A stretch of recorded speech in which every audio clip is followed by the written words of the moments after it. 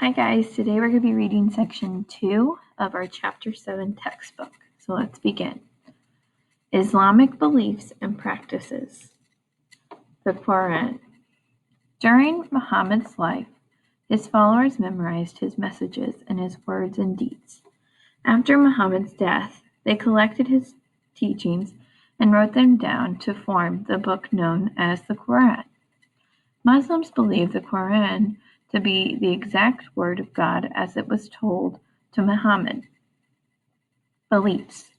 The central teaching in the Quran is that there is only one God, Allah, and that Muhammad is his prophet.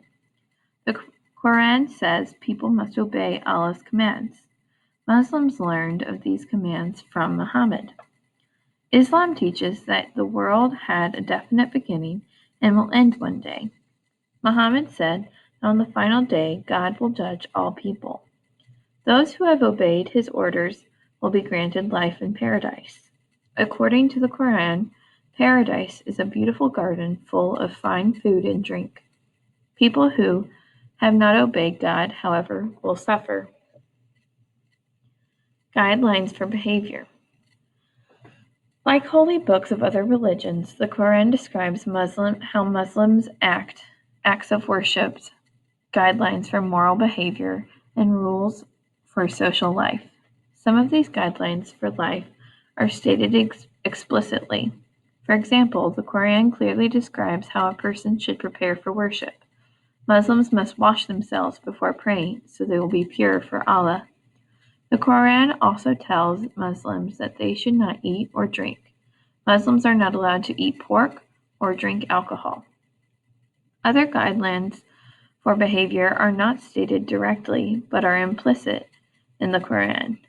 Even though they are not written directly, many of these ideas altered early Arabian society.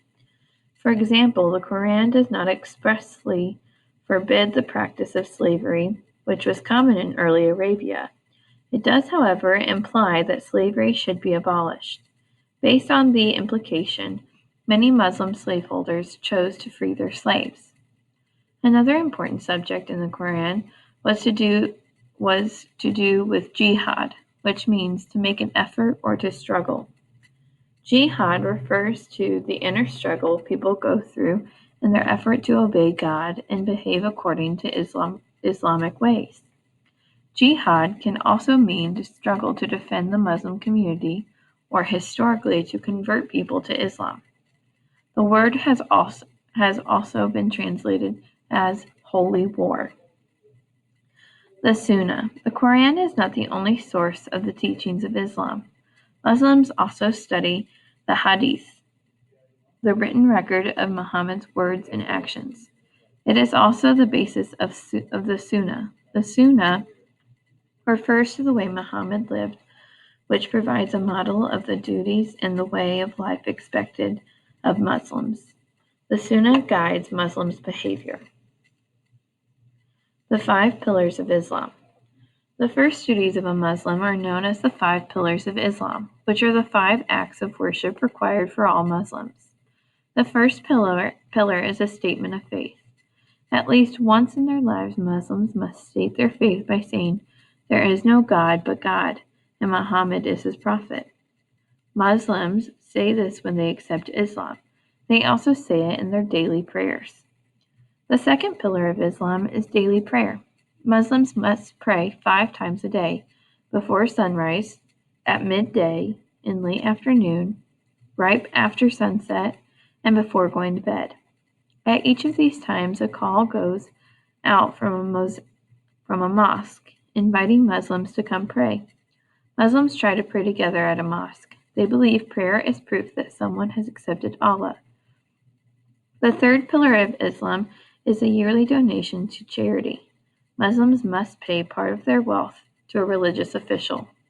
This money is used to help the poor, build mosques, and pay debts. Helping and caring for others is important to Islam. The fourth pillar of Islam is fasting, going without food or drink. Muslims fast during the holy month of Ramadan. The Quran says Allah began his revelations to Muhammad in this month. Throughout Ramadan, Most Muslims will not eat or drink anything between dawn and sunset. Muslims believe fasting is a way to show that God is more important than one's own body. Fasting also reminds Muslims of people in the world who struggle to get enough food. The fifth pillar of Islam is the Hajj, a pilgrimage up to Mecca. All Muslims must travel to Mecca at least once in their lives if they can. The Kaaba in Mecca is Islam's most sacred place. The Sunnah and daily life. Besides the 5 pillars, the Sunnah has other examples of Muhammad's actions and teachings. These form the basis of rules about how to treat others. According to Muhammad's example, people should treat guests with generosity. The Sunnah also provides guidelines for how people should conduct their relations in business and government. For example, one Sunnah rule says it is bad to owe someone money. Another rule says that people should obey their leaders. Islamic law.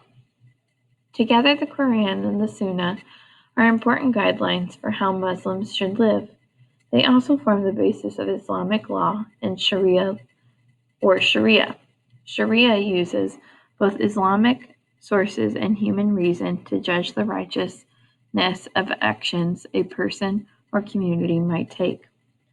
All actions fall on a scale ranging from the required to accepted to disapproved to forbidden.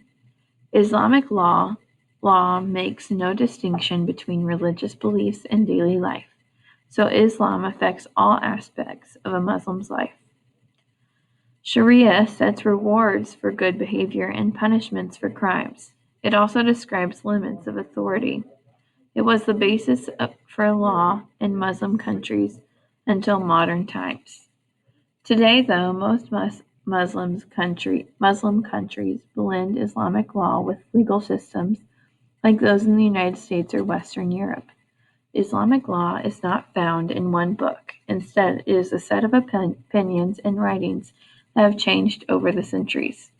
As a result, different ideas about Islamic law are found in different Muslim regions.